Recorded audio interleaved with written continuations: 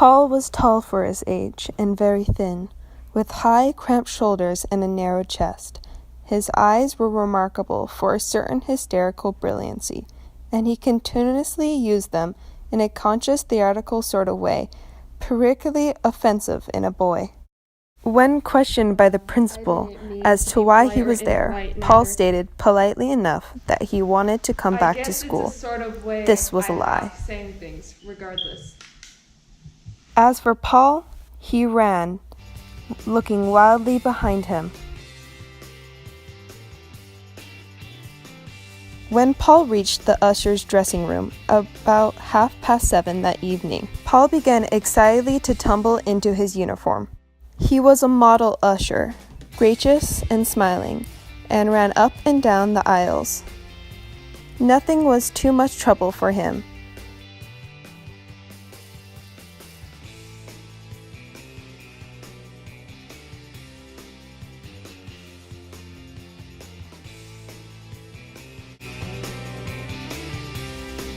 At last the singer came out, setting Paul to wonder whether she were not an old sweetheart.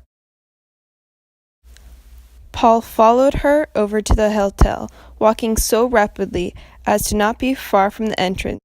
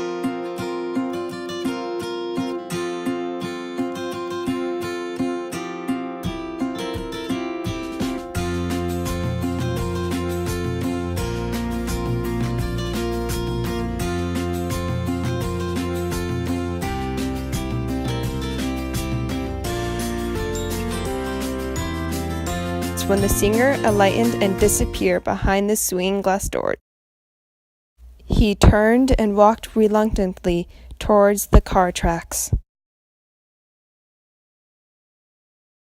The following Sunday was fine. In the morning, Paul had to go to church. On this last Sunday of November, Paul sat all afternoon on the lowest step of his stoop, staring into the street, while his sisters in their rockers were talking.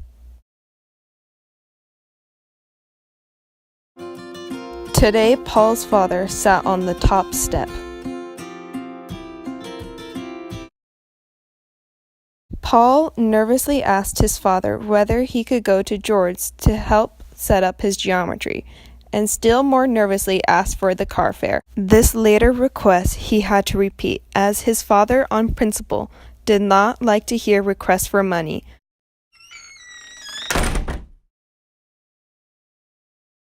The eastbound train was plowing through a January, and the dull dawn was beginning to show gray when the engine whistled a mile out of Newark. Paul started up from the seat where he had lain curled in an uneasy slumber. Paul had slept very little, and he felt grimy and uncomfortable. He had made the all-night journey in a day coach, partly because he was ashamed, dressed as he was, to go into a Pullman, and partly because he was afraid of being seen by someone there.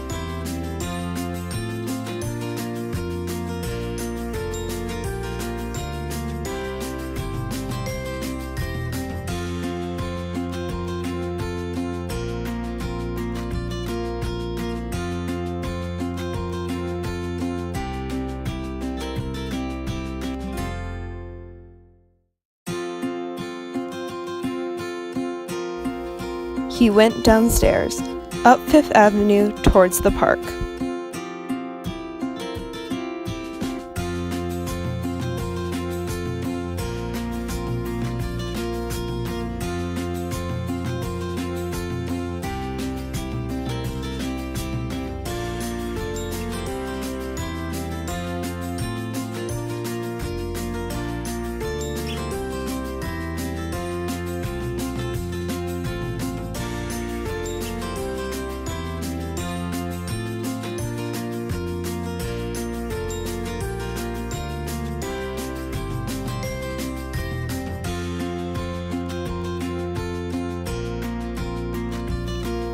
The park itself was a wonderful stage.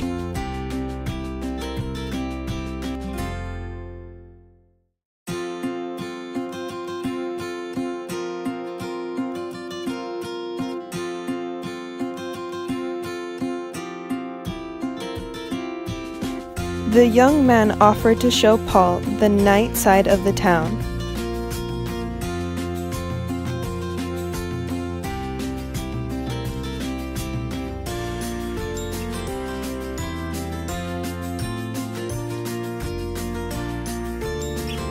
They had started out in a confiding warmth of a champagne friendship, but their parting in the elevator was singularly cool. He found it hard to leave his beautiful sitting room to go to bed that night, and sat long watching from his turret window. Paul had just come in to dress for dinner. He sank into a chair, weak to the knees.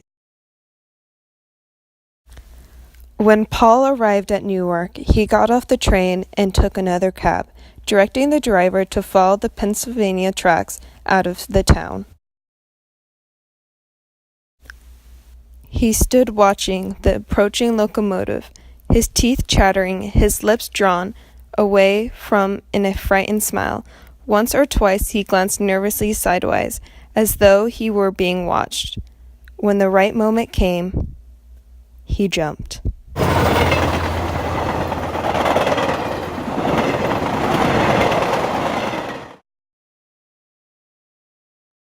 Paul dropped back into the immense design of things.